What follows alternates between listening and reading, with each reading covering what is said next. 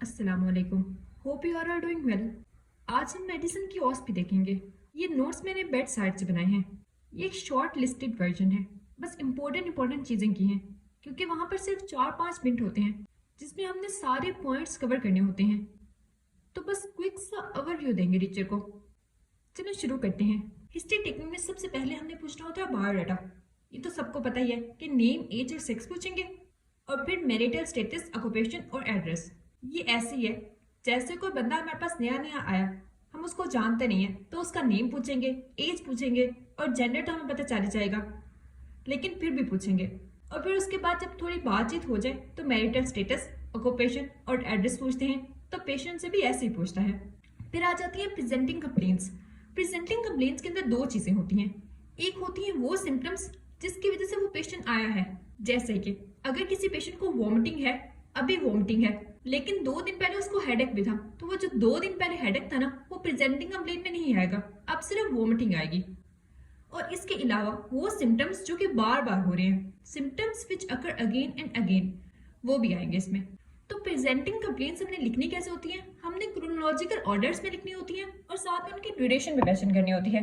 अब ये chronological order क्या है? फर्स्ट थिंग फर्स्ट लिखनी होती है। जैसे कि अगर किसी पर्सन को कहीं भी पेन है 12 डेज से, वो हम पहले लिखेंगे। फिर उसको वॉमिटिंग स्टार्ट हुई 7 डे पहले, तो वो उसके बाद लिखेंगे। और फिर लूज मोशन स्टार्ट हुए 3 डेज पहले, तो वो फिर उसके बाद लिखेंगे।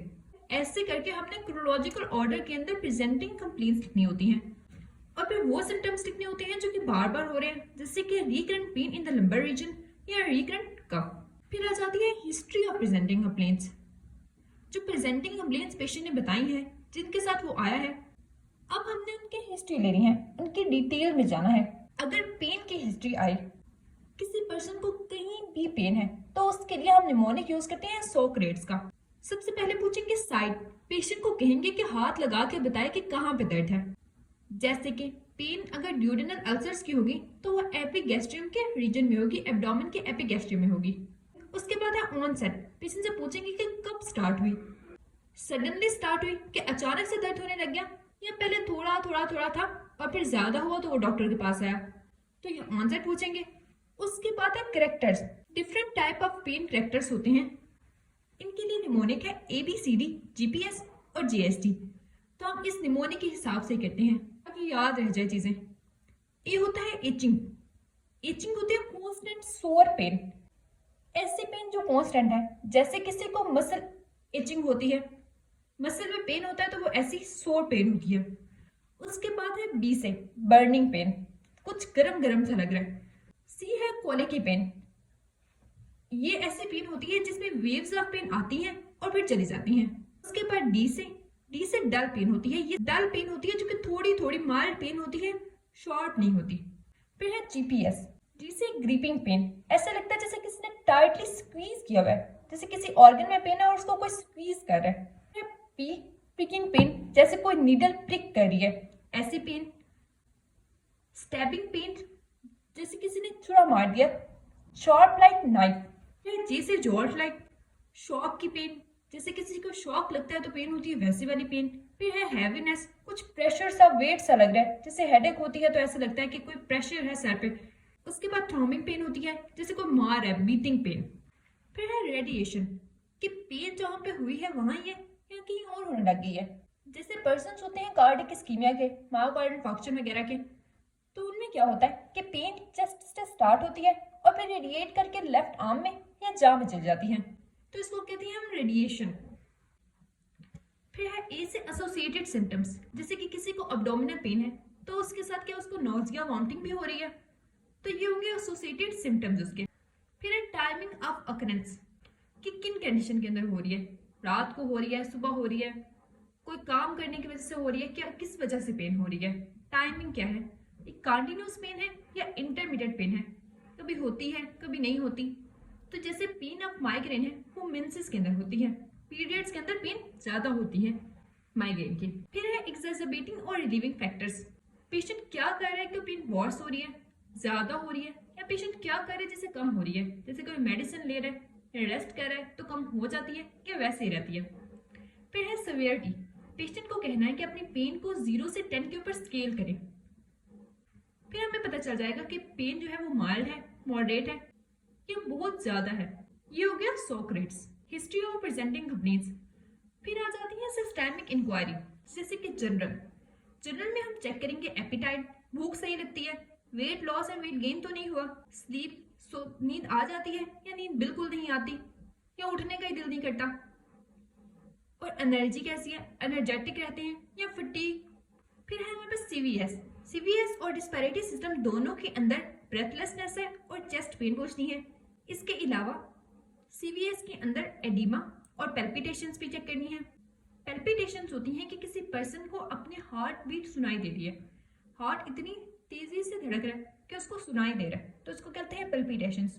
और एडिमा है, अगर कोई सीवीएस का प्रॉब्लम होता है तो क्या होता है कि हार्ट पंप नहीं कर सकता ब्लड को, तो जो ब्लड है ना वो पूर होने लग जाता है लोअर लिम्ब में, जिसकी वजह से एडिमा डेवलप होता है।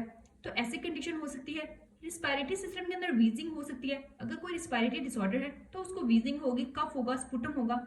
उसके बाद एलिमेंट्री सिस्टम का कोई प्रॉब्लम तो नहीं है, जीआईटी का कोई प्रॉब्लम तो नहीं है, नोजिया, वॉमिटिंग, डायरिया, कॉन्स्टिपेशन वगैरह तो नहीं है।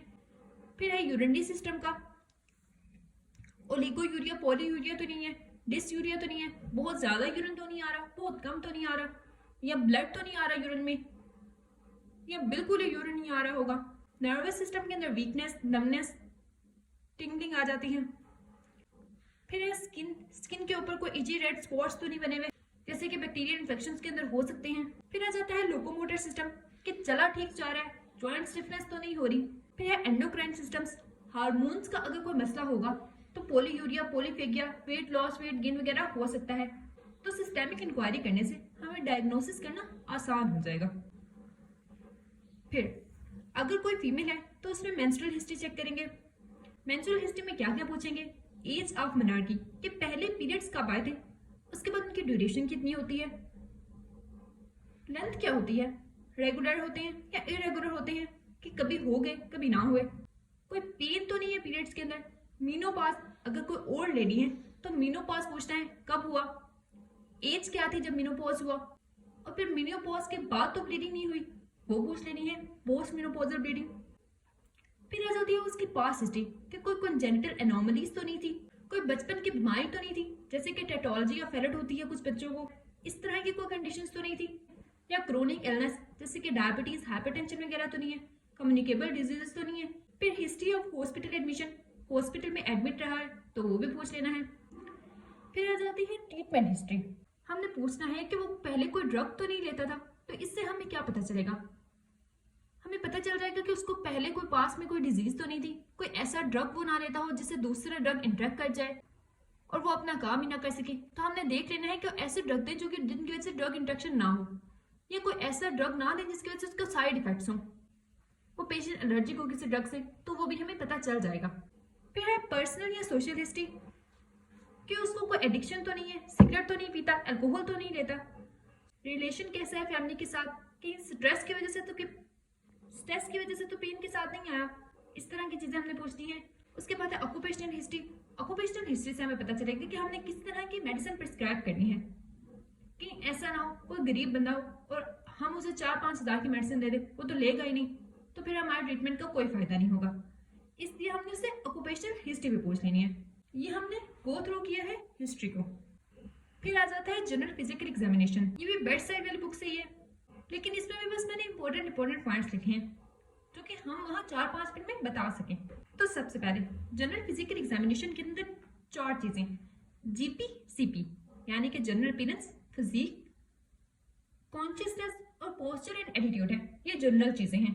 सबसे पहले हमने जनरल अपीयरेंस चेक कर लेनी है कि कोई यंग पर्सन है या ओल्ड पर्सन है, कोई हेल्दी है या इल है। फिर आ जाती है फिजिक, कि वो एबनॉर्मली टॉल या शॉर्ट तो नहीं है, बहुत ज्यादा लंबा या बहुत ज्यादा छोटा तो नहीं है अपनी एज के हिसाब से, या बहुत ज्यादा ओबीस ना हो, बहुत ज्यादा थिन ना हो, या वेस्टेड ना हो, पफी तो नहीं है, ये चेक कर लिया। फिर उसके बाद कॉन्शियसनेस चेक करनी है कि वो अलर्ट है, ओरिएंटेड है, कंफ्यूज्ड है, ड्राउजी है या फिर अनकॉन्शियस है। जो कॉन्शियसनेस होती है वो हम जीसीएस स्केल से चेक करते हैं। फिर आ जाता है पोस्चर और एटीट्यूड कैसा है, या तो पर्सन नॉर्मल होगा, नॉर्मल तरीके से बैठा होगा, अगर वो डिस्निक है यानी कि उसको ब्रेथलेसनेस है, सांस नहीं आ रहा, तो पेशेंट किस तरह होगा, या तो बेड पे लेटा होगा, या प्रॉप्ड अप पोजीशन के ऊपर लेटा होगा, तकिया ऊंचा रख के लेटा होगा, बैठा होगा बेंट फॉरवर्ड हुआ होगा। अगर पेन के अंदर है तो स्टिल लेटा होगा, ये रिथलिंग कर रहा होगा बेड के ऊपर, ट्विस्ट हो रहा होगा बेड के ऊपर पेन की वजह से। ये 4 चीजें हमने जनरल चेक कर ली, general appearance, physique, consciousness, posture and attitude. तो उसके बाद हमने हैंड्स से स्टार्ट करना है। हैंड में हमने क्या क्या चेक करना है? हैंड्स को जनरली देखना है, शेप कैसी है, शॉर्ट मेटाकार्पल्स तो नहीं है, कार्पल स्पैज्म तो नहीं है। तो अगर किसी पर्सन की शॉर्ट मेटाकार्पल होगी तो उसकी एक फिंगर जो है वो छोटी होगी बाकी की फिंगर से। अगर इसको कार्पल स्पैज्म होगा तो हाथ रिस्ट के ऊपर से बेंड हुआ होगा। साइज चेक करना है, नॉर्मल है या ब्रॉड है। फिर हमारे पास नेल्स हमने चेक करने हैं। नेल्स में हमने क्या क्या चीजें चेक करनी है? पैरेलल्स, येलो तो नहीं है, इसकी वजह से हमें क्या पता चलेगा उसको जॉन्डिस तो नहीं है। फिर साइनोसिस, ब्लू तो नहीं है। अगर कार्बन डाइऑक्साइड बॉडी के अंदर बहुत ज्यादा है, ऑक्सीजन की कमी है, तो वो साइनोटिक होने लग जाएगा, तो हमने ब्लूनेस चेक करनी है नेल्स के अंदर। फिर है कोई तो नहीं क्या, यानी कि स्पून शेप नेल्स तो नहीं है जो कि डिप हुए होते हैं मिडल से, आपको पिक्चर नजर आ रही होगी। उसके बाद क्लबिंग चेक करनी है। क्लबिंग के अंदर क्या होता है? राउंड नेल्स हो जाते हैं, नेल्स होते हैं राउंड हो जाते हैं। उसके बाद स्प्लिंटर हेमरेज है, नेल्स के ऊपर ऐसे लाइन लाइन से पड़ी होती हैं, स्प्लिंटर हेमरेज के अंदर। उसके बाद है ल्यूकोनिकिया, वाइट स्पॉट होते हैं नेल के ऊपर, ये तो देखे भी होंगे। फिर है पिटिंग अप नेल्स, नेल्स के अंदर ऐसे होल होल तो नहीं बने हुए जैसे किसी ने पिंस लगाई हो। तो ये थी नेल्स की कंडीशन। और जो क्लपिंग होती है वो हम कैसे चेक करते हैं? स्कैन मोड साइन से, आपको स्क्रीन पर नजर आ रही है पिक्चर। ऐसे चेक करते हैं दोनों नेल्स को आपस में ज्वाइन करके। जो नॉर्मल पर्सन होता है उसके अंदर स्पेस होती है, जबकि जो क्लबिंग वाला पर्सन होता है उसमें नेल्स में स्पेस नहीं होती। फिर हमने फिंगर्स देखनी है। फिंगर्स में हमने क्या क्या चेक करने हैं? नॉट्स चेक करने हैं, ऑस्लर नॉट्स, हबर्टन नॉट्स, बोकर्स नॉट्स। उसके बाद जॉइंट स्वेलिंग चेक करनी है, डिफॉर्मिटी, एरेकिनोटेक्टिली। जो ओस्लर नॉट्स होते हैं और जो हेबर्टन नॉट्स होते हैं ये टर्मिनल फेलेंजेस के ऊपर होती हैं, और brokers knots proximal interphalangeal joints पे होते हैं। ये ऐसे लगता है जैसे कोई स्वेलिंग है जो कि जॉइंट से निकल रही है। फिर है पाम। पाम के अंदर हमने क्या चेक करना है? पीलर, अगर किसी को अनीमिया होगा तो पाम भी पील होगी। पाल्मर एरिथमा चेक करना है, स्वेटिंग या डुपरटन कंट्रक्चर तो नहीं है। फिर आ जाती है पल्स, पल्स का रेट और रिथम चेक करना है, अगर 70 to 100 होगा तो नॉर्मल होगी।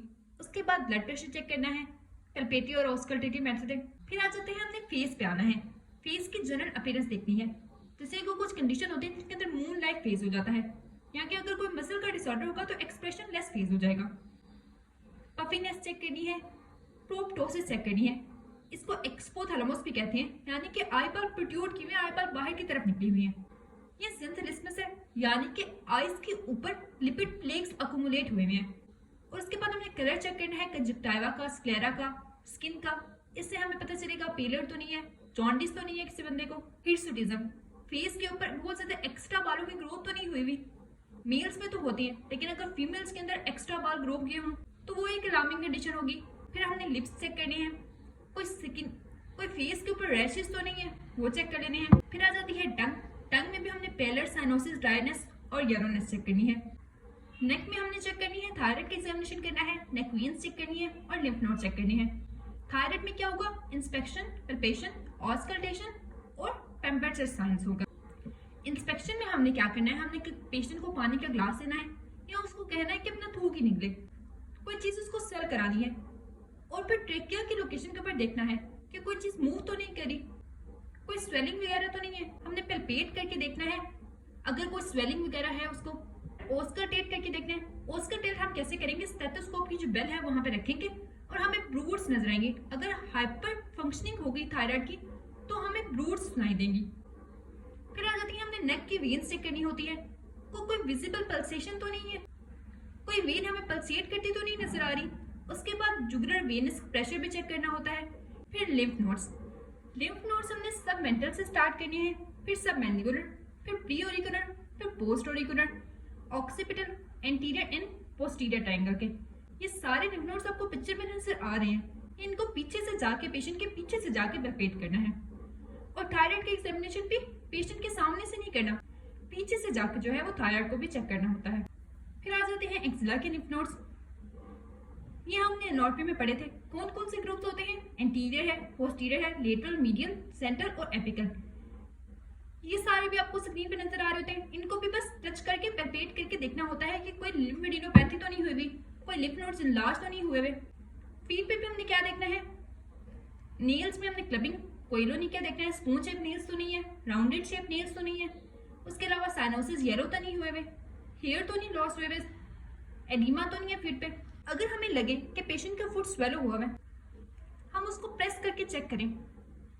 अगर वो प्रेस हो जाए और फिर वो स्किन वहां ही स्टॉप हो जाए तो हम कहेंगे कि ये पिटिंग एडिमा है। फिर रेस्पिरेटरी रेट चेक करना है, हमने पेशेंट की चेस्ट की तरफ देखना है। इस तरह से हम देखना है कि पेशेंट अनकंफर्टेबल ना हो, कि वो गहरे गहरे सांस लेने लग जाए। और उसके बाद टेम्परेचर चेक करना है। टेम्परेचर के लिए हम थर्मामीटर रखेंगे कहाँ पे, माउथ में रख सकते हैं, एक्जिला या ग्राइन के अंदर रख सकते हैं। तो ये था जनरल फिजिकल एग्जामिनेशन। ये सारे पॉइंट्स अगर हमने सुनाने भी हुए तो भी हमने बस ऐसे ही सुना देने हैं, सारे पॉइंट्स बताने हैं। और अगर कोई क्वेश्चन हुआ तो उसके अंदर भी सिर्फ हमने ऐसे ही सारे पॉइंट्स चेक करने हैं, सारी चीजों को एक एक करके चेक करना है।